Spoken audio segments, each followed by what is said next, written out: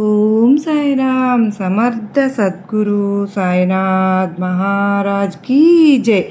మన సాయి బిడ్డలందరికీ నమస్కారం ఫ్రెండ్స్. ఎలా ఉన్నారండి? అందరూ కూడా సాయినాథుని దయ వలన ఎప్పుడు ఆనందంగా ఆరోగ్యంగా ఉండాలని, మీరు కోరిన కోరికలన్నింటినీ కూడా సాయినాథుడు తీర్చేయాలని మీ తరపున నేను కూడా సాయినాథుని మనస్ఫూర్తిగా కోరుకుంటూ ముందుగా సాయినాథుని పాదపద్మములకు ఒక్కసారి నమస్కారం చేసుకుని వీడియోలోకి అయితే వెళ్ళిపోదాం. ఇక ఈరోజు సాయినాథుడు ఏమి సందేశం ఇవ్వబోతూ ఉన్నారు అంటే గనక, బిడ్డ సమయం లేదు తల్లి, 24 గంటలు మాత్రమే ఉంది.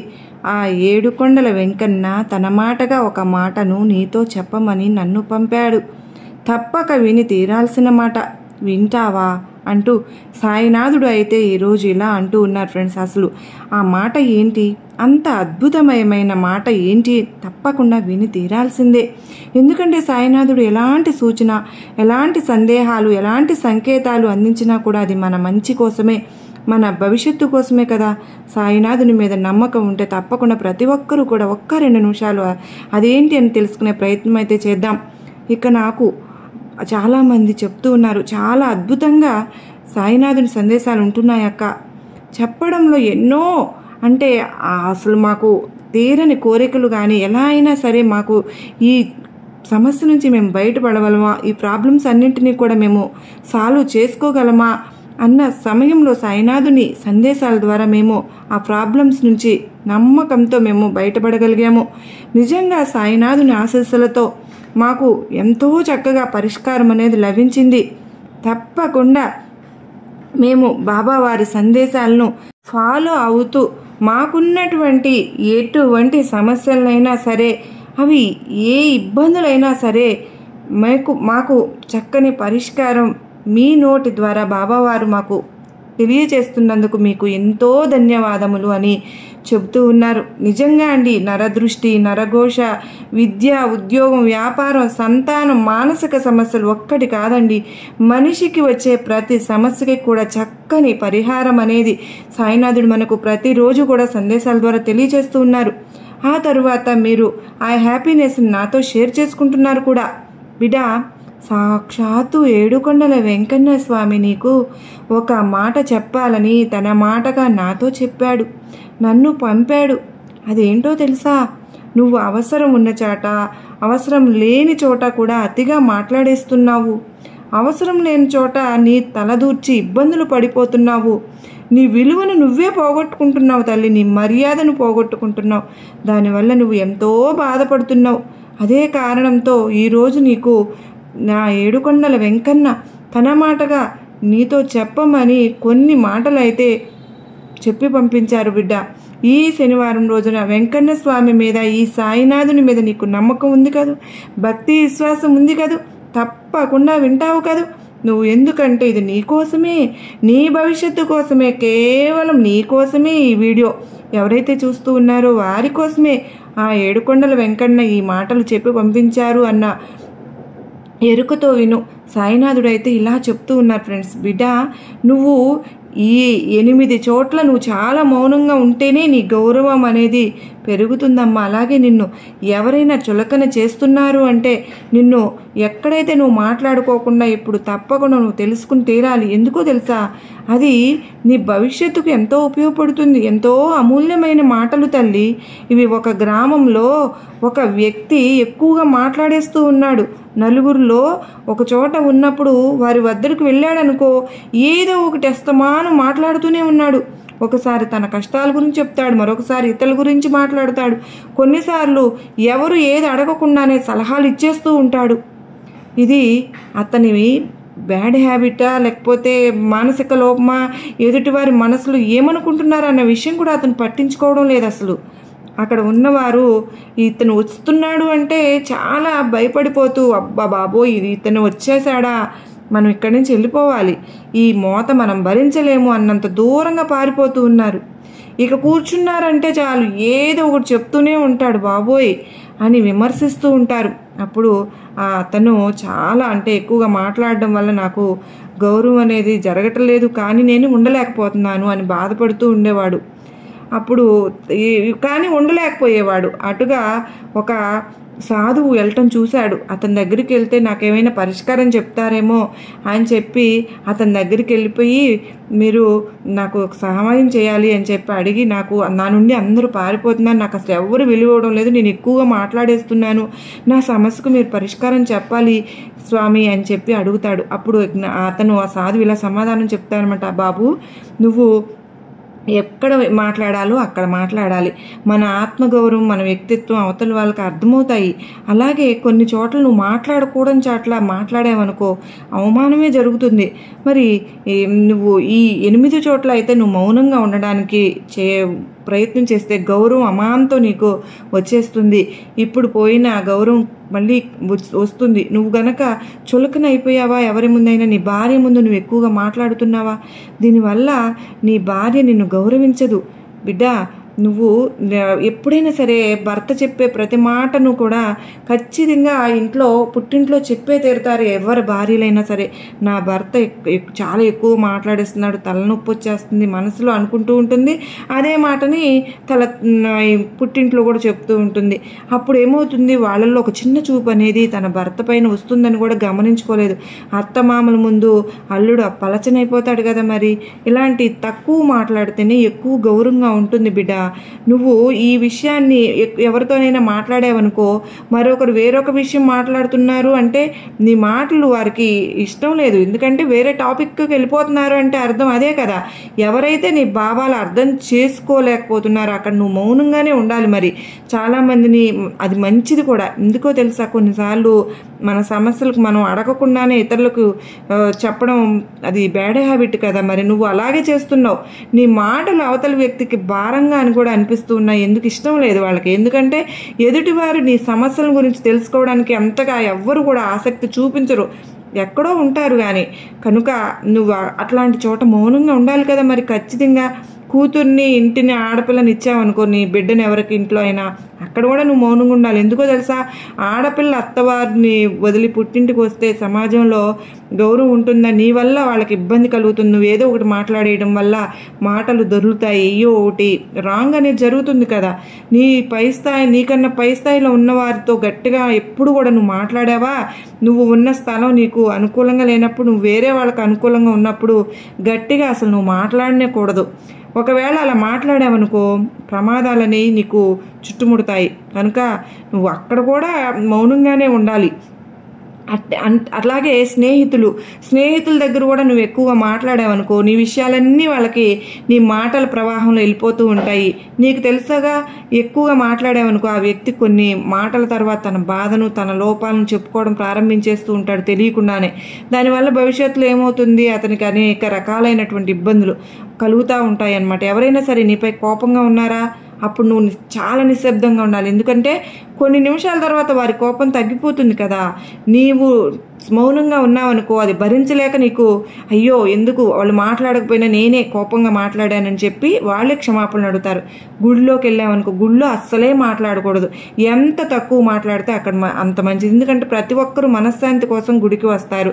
అక్కడ ఏదో ఒకటి మాట్లాడేస్తూ ఉంటే డిస్టర్బ్ అయిపోతారు. వాళ్ళు భగవంతుడితో కనెక్ట్ అవ్వాలని వస్తారు. అక్కడ మాట్లాడామంటే నిన్ను మూర్ఖుల్లాగా చూస్తారు. నిన్ను అసలు ఏమి జ్ఞానం లేదా ఏంటి అని పరిగణనలోకి తీసేసుకుంటారు. అలా ఎప్పుడు కూడా నువ్వు గుడిలో మాట్లాడొద్దు. ఇతరుల గురించి చెడుగా మాట్లాడే వ్యక్తి వద్ద కూడా నువ్వు ఎక్కువగా మాట్లాడొద్దు. ఏంటంటే అలాంటి వారు నీ గురించి కూడా వారి దగ్గర మళ్ళీ కలిసినప్పుడు నీ గురించి చెడుగా మాట్లాడే అవకాశం ఉంటుంది. కనుక అలా మాట్లాడే వాళ్ళు ఎప్పుడు అలాగే మాట్లాడతారు. పదే పదే అసలు ఎవరిని పొగడవద్దు బిడ్డ. ముందు 2 సార్లు అది మంచిగా ఉన్నా సరే ఆ తర్వాత చిరాకుగా అనిపిస్తూ ఉంటుంది. ఇక ఈ 8 చోట్ల కనుక నువ్వు మౌనంగా ఉన్నావు అంటే కనుక నీకు గౌరవం ఖచ్చితంగా పెరిగేపోతుంది. అలాగే వారు ఎలాంటి ఇబ్బందుల్లో కూడా పడకుండా ఉంటారు. కనుక తెలివి తక్కువగా ఉన్న వ్యక్తిలో కనిపించే లక్షణాలు కూడా ఇవే బిడ్డ. ఇవి తెలివి తక్కువతనంతో ఎప్పుడు కూడా నువ్వు ఉండవద్దు. తెలివి తక్కువ వ్యక్తులలో కనిపించే 11 లక్షణాలు నేను ఇప్పుడు చెప్పనా నీకు. ఈ లక్షణాలు కలవారి జీవితంలో ఎప్పుడు కూడా వెనకబడుతూనే ఉంటారనమాట. ముందుగా అన్నదే చూపు అన్నదే వెతకలేరు. మరింత మాట్లాడుతున్నాడు, అవసరానికి సహాయం చేస్తున్నాడు, ప్రతిదానికి కూడా నేనే డబ్బులు ఖర్చు పెట్టాల్సి వస్తుంది అని స్నేహితులు లేదా తెలిసిన వ్యక్తి తన ఇంట్లోనికి తీసుకురావడము, లోకు ఇచ్చుకోవడము, ఇలాంటి వాళ్ళు అందరికంటే కూడా చాలా తెలివి తక్కువ వారని చెప్పుకోవాలి బిడ్డ. తనపై కోపం చూపించిన తన వారిని తిట్టిన వారితో నవ్వుతూ మాట్లాడుతూ ఉంటారు చూడు, ఏమి జరగనట్టు. అలాంటి వారికి కూడా తెలివి తక్కువ వాళ్ళని అనుకోవాలి. ఎప్పుడు నవ్వుతూ కారణం లేకోకుండా సమయం వచ్చినప్పుడు కూడా మాట్లాడుకోకుండా ఉంటారు. నలుగురిలో తెలివి లేని వాళ్ళుగా చూపిస్తారనమాట ఇట్లాంటి ఉన్న వాళ్ళని. అవసరం వచ్చినప్పుడు ఖచ్చితంగా మాట్లాడి తీరాలమ్మా. తన సొంత పని వదిలేసేసుకుని ఉచితంగా అందరికి సహాయం చేస్తూ ఉంటారు చూడు కొంతమంది. జీవితంలో వాళ్ళు ఎప్పుడు కూడా బాగుపడరు. ఇలాంటి వాళ్ళు ఇంట్లోని వారికి కూడా నచ్చరు. ఎప్పుడు మన ఇంట్లో వాళ్ళకంటే బయట వాళ్ళు ఎక్కువ అని అనుకుంటూ ఉంటారు. నీ పని కంటే వాళ్ళ పని ఎక్కువ కాదు కదా. ముందు నీ పని నువ్వు చూసుకుని తర్వాత వాళ్ళకి ఏదైనా సలహా కానీ ఏదైనా ఉద్దేశంగా కానీ ఒక మాట తన స్నేహితులైతే తోడుగా వెళ్ళవచ్చు. కానీ ఎప్పుడైనా సరే తెలివి లేని వాళ్ళు మాత్రమే అని అర్థం చేసుకుంటారు. ఎవరి ముందైనా సరే మంచి వాళ్ళగా కనపడటం కోసం నీకున్న మొత్తం ఆస్తిని ప్రజలకు, అంటే నీ తోడబుట్టిన వాళ్ళకో లేకపోతే తెలిసిన వాళ్ళకో ఫ్రెండ్స్ అనో అందరికన్నా తెలివి తక్కువగా ఇచ్చేసావనుకో, అది తెలివి తక్కువ పని అవుతుంది. భార్య మాటలు విని కన్న తల్లిదండ్రులను నిందించారనుకో, ఎవరైనా నీ తోడబుట్టిన వాళ్ళని గొడవలు పెట్టుకున్నావనుకో, సమాజంలో నీకు అసలు విలువ లేకోకుండా పనికి రాకుండా వెళ్ళిపోతారనమాట. పనికిరాని వాళ్ళుగా చిత్రీకరిస్తారు. తల్లిదండ్రుల తర్వాతే కదా తోడబుట్టిన వాళ్ళైనా సరే ఎవరైనా కానీ. ఇతరులు చేసిన తప్పు పనులు ఏదైనా ఉంటే స్వతహాగా నేరం అంగీకరించి ఎవరి గురించో మనం తెలివి తక్కువగా సమర్థించకూడదు. భార్యను కూడా ఎప్పుడు ఎక్కువగా సమర్థించకూడదు. చేస్తున్న పనులు భార్యతో ఉన్న ఇష్టంగానే కలిసి ఉండేవాళ్ళు ఇలాంటి వారిని తన భార్య కాలి కింద చెప్పులాగా చూస్తుంది తెలుసా. తెలివి తక్కువ వాళ్ళు తన వద్ద ఉన్న డబ్బులు మొత్తాన్ని ఇతరులకి గురించి ఆ వివరాలన్నీ చెప్తూ ఉంటారు. ఆ రహస్యాలను కూడా తనలో ఏమాత్రం దాచుకోరు. ఇతరులకు ప్రతి విషయం చెప్పేస్తూ ఉంటారు చూడు. ఎవరు గౌరవించరు అలాంటి వాళ్ళప్పుడు. వాళ్ళని భార్య కానీ ఎవరు గౌరవించరు. తల్లిదండ్రి మాట వినకుండా తిరిగే వాళ్ళని, బయట వారి కోసం సొంత వాళ్ళని నిందించే వాళ్ళని కూడా ఒకరి కింద బానిసత్వానికి అలవాటు పడిపోయావనుకో, తెలివి తక్కువ వాళ్ళు అయ్యారనుకో, ఎక్కువగా మాట్లాడే తల్లిని భార్యను ఒక్క చోట ఉంచి వారు తల్లి కూతుళ్ళలా కలిసి ఉండాలి అనుకునే వాళ్ళు జీవితాంతం భ్రమలోనే బతుకుతారు బిడ్డ. విన్నావు కదా, అలా ఎప్పుడు ఎవరు ఉండరమ్మా. ఏడుకొండల వెంకన్న తన మాటగా నాకు ఏం చెప్పి పంపారు అంటే ఇవే చెప్పి పంపించారు. మరి ఎందుకంటే కొన్ని చోట్ల నువ్వు ఎక్కువగా మాట్లాడేస్తున్నావు, అనవసర విషయాల్లో తలదూరుస్తున్నావు, దానివల్ల ఇబ్బందులు కూడా పడుతున్నావు, ఎదుటి వారికి ఎంతగానో చులకనైపోతున్నావు. ఎప్పుడు కూడా అలా ఉండకు. నీ ప్రవర్తన నువ్వు మార్చుకుంటే గానీ తెలివి తక్కువతనంగా కూడా నిన్ను స్థాయికి మించి, నీ తాహతకు మించి సహాయాలు చేసి ఇబ్బందులు అనేవి పడకూడదు అని చెప్పి, అలాగే కొన్ని నువ్వు మూర్ఖత్వమైన పనులు కూడా చేస్తూ ఉన్నావు కదా, అందుకని వీటన్నింటినీ వదిలేసేసి ఒక తెలివి గలవాడిగా జీవితంలో నువ్వు ఎంతో ఎత్తుకు ఎదగాలని ఆ ఏడుకొండల వెంకన్న స్వామితో పాటు నీ సాయి కూడా నీకు ఆశీర్వాదములు ఇస్తున్నాను బిడ్డ. నీ మీద ఎప్పుడు కూడా నీ సాయి ఆశీర్వాదాలు ఆశీస్సులు ఎప్పుడు ఉంటాయమ్మా. నీకు తెలుసో తెలియకో నువ్వు ఏదైనా తప్పులు పొరపాట్లు చేస్తూ ఉంటే కూడా, నువ్వు ఏదైనా తప్పుడు మార్గంలో నడుస్తున్నా కూడా దారి మళ్లించడానికి నేను నీ వెంట ఎప్పుడు ఉంటాను నీ సాయి అని చెప్పి నీకు తోడైతే అని బాబావారు చెప్తూ ఉన్నారండి. బాబావారు ఏది చెప్పినా కూడా దానిలో అర్థం ఎంతో ఉంటుందని మనందరికీ కూడా తెలిసిన విషయమే కదా. మరి బిడ్డ అంత మాత్రమే కాదు, నువ్వు చక్కగా ఈరోజు శనివారం రోజున ఇంట్లో ఎప్పుడు పరిశుభ్రంగా ఉంచుకొని చక్కగా తిరుమలేసి పూజ చేసుకో అమ్మా. నువ్వు శుభ్రం చేసుకున్నావు కదా, ఇప్పుడు నేను చెప్పిన ఈ ఏదైనా వస్తువులు కొని ఈ శనివారం రోజున కూడా నువ్వు ఏముంటే నీకు ఇబ్బంది కలిగించేవి అవన్నీ కూడా జాగ్రత్తగా నీ అదృష్టం అనేది చూసుకోవాలి. ఇలా చేసిన తర్వాత ఇంటికి వచ్చావనుకో, నీకు చక్కగా మంచిగా అంటే ఇల్లు శుభ్రం చేసుకునేటప్పుడు ఇవాళ నేను నీకు వెంకటేశ్వర స్వామి పూజ చేసుకోమని కూడా నీకు చెప్పాను. చక్కగా స్నానం చేసుకున్న తరువాత నీ మనసులో ఇలా అనుకో, నా ఇంట్లో ఉన్న నెగిటివ్ ఎనర్జీని, నాలో ఉన్న నెగిటివ్ ఎనర్జీని, నాలో ఎటువంటి శక్తితో నిండిపోవాలి అంటే దైవిక శక్తులు, సకల దేవతలు నా ఇంట్లో తిష్ట వేసుకొని కూర్చోవాలి, అష్టైశ్వర్యాలతో లక్ష్మీదేవి నా ఇంట్లో అడుగు పెట్టాలి, ఆ తల్లి గుమ్మంలో ఉన్న తల్లి ఇంట్లో ఉన్న నీకు నచ్చని వస్తువులన్నింటినీ కూడా తీసి పక్కన పడేస్తావు అని చెప్పి ఆ అమ్మ ఇక వచ్చి నా ఇంట్లో ఆశీర్వాదాలు అవుతుంది, శాశ్వతంగా నా ఇంట్లో కొలువై ఉండు అనే అమ్మను కూడా ప్రార్థించుకో. ఇలా చేసావు అని అంటే కనుక బిడ్డ, నీ దరిద్రాలన్నీ కూడా, నీ అప్పులన్నీ కూడా, నీ భయాన్ని, నీ ఆందోళనల్ని, నీకున్న ఈ చెడు అలవాటు, ఎక్కువగా మాట్లాడే అలవాటుని పోయి నీకు నీ కను దృష్టిని, నీకున్న నరదృష్టిని, నీకున్న సకల వ్యాధుల్ని ప్రతి ఒక్కదాన్ని కూడా ఆ తిరుమలేశుడు దూరం చేసేసుకుతారు. నీవు దూరం చేసుకున్న దానికి ఇక ఇప్పుడు నీ ఇంట్లో ఎలా ఉంటుందో తెలుసా? నువ్వు ఇదివరకు అనుభవించిన బాధలు, కష్టాలు, కన్నీళ్లు, ఆర్థికపరమైనటువంటి ఇబ్బందులు, డబ్బుపరమైన ఇబ్బందులు ఏది కలిసి రాకపోవడం ప్రతి ఒక్కటి కూడా దూరం అయిపోతాయి. అన్నీ కలిసి వస్తాయి. ఏది పట్టుకున్న బంగారమే, ఏది ముట్టుకున్న బంగారమే, అన్నీ శుభాలే అని శుభకార్యాలే. నీ జీవితం ఎప్పుడు సంతోషంగా, ఆనందంతో, నవ్వులతో ఉంటుంది బిడ్డ. నీ సాయి మాట మీద ఏమాత్రం గౌరవం ఉన్నా ఈ శనివారం రోజు నువ్వు ఈ పని తప్పకుండా చేయాలి అంటూ బాబావారు అయితే ఈరోజు ఒక అత్యద్భుతమైన సందేశం వచ్చారు కదా ఫ్రెండ్స్. ఈ వీడియో మీ అందరికీ కూడా గొప్ప ధైర్యాన్ని, నమ్మకాన్ని, ధైర్యం కలిగించిందని అనుకుంటున్నాను.